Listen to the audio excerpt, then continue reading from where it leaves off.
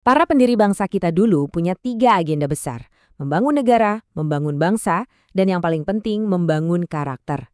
Mereka sadar banget, tanpa karakter yang kuat, gedung mencakar langit setinggi apapun itu nggak ada artinya. Nah, hari ini kita akan lihat kenapa pendidikan karakter adalah fondasi yang sesungguhnya untuk jadi bangsa yang unggul. Oke, kita mulai dari sesuatu yang mungkin Anda pernah dengar. Sebuah ide sederhana di sekolah, namanya kantin kejujuran. Konsepnya siswa ambil jajanan, terus bayar sendiri, tanpa ada yang ngawasin. Tujuannya simpel kan? Melatih integritas. Tapi pernah kepikiran nggak, kenapa ya program yang niatnya bagus ini justru sering banget gagal total? Nah, jawabannya itu ternyata kegagalan kantin itu bukan masalah utamanya. Itu cuma gejalanya, cuma puncak gunung es. Penyakit yang sesungguhnya itu jauh lebih dalam dan sifatnya sistemik, menggerogoti fondasi karakter bangsa kita. Sekarang, mari kita bedah lebih dalam. Kita masuk ke bagian pertama.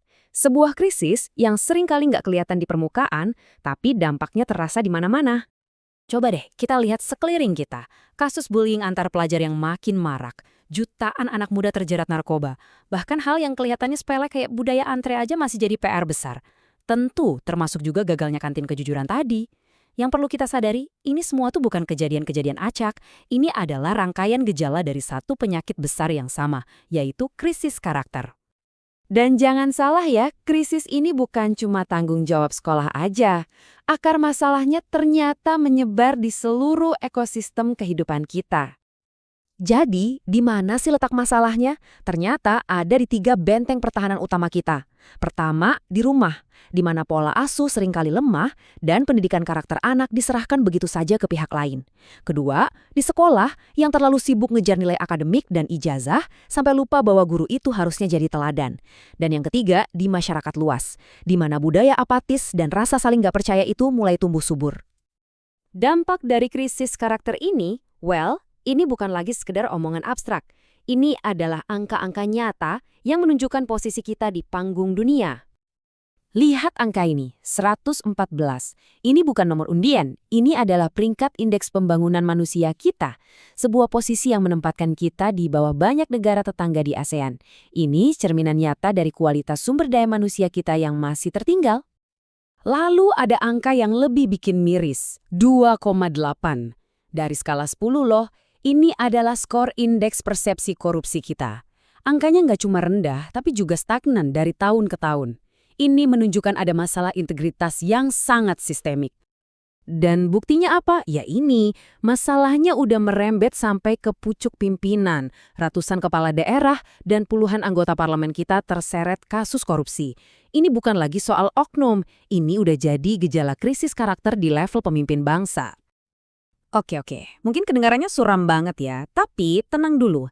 Kita tuh nggak sendirian dalam menghadapi masalah ini. Mari kita coba lihat gimana negara-negara maju lain berhasil bangkit dari krisis yang serupa. Yang menarik dari sini itu polanya. Coba perhatiin deh, Amerika Serikat fokus untuk memperbaiki perilaku sosial setelah banyak kasus kekerasan di sekolah. Kanada menekankan rasa hormat dan tanggung jawab, dan hasilnya, prestasi akademik mereka justru meningkat.